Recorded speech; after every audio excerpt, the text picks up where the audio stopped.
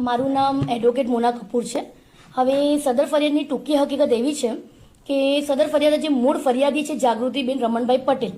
તેઓ દ્વારા ડીમાર્ટમાંથી ઇન્દુલેખા તેલની 2 બોટલો પરચેસ કરી હતી। હવે જે તે વખતે તેલ ખરીદ્યું ત્યારે તેના પર ગોલ્ડન સ્ટીકર લગાવેલું હતું। ઘરે આવીને જ્યારે વપરાશ માટે એમણે તેલ જ્યારે વપરાશમાં લીધું ત્યારે તેના ગોલ્ડન સ્ટીકર ઉપર તેમનું ધ્યાન જતાં તેમને શંકા ઉપજી, જેથી તેમને તે ગોલ્ડન સ્ટીકર દૂર કરતા તેમાં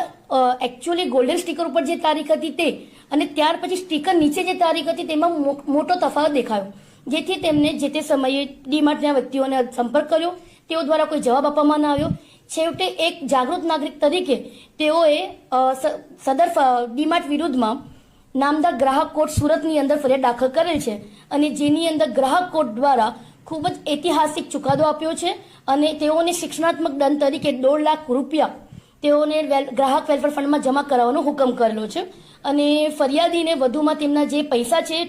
તેલ ખરીદ કરી અંગેના 9% વ્યાજ સાથેના તેમજ અલગથી ફરિયાદીને માનસિક વર્તનના 5,000 ચૂકવવાનો હુકમ કર્યો છે અને નામદાર ગ્રાહક કોર્ટના હુકમનું પાલન 45 દિવસમાં કરવાનું રહેશે એવી પણ ટકોર નામદાર ગ્રાહક કોર્ટ દ્વારા આપવામાં આવેલી છે।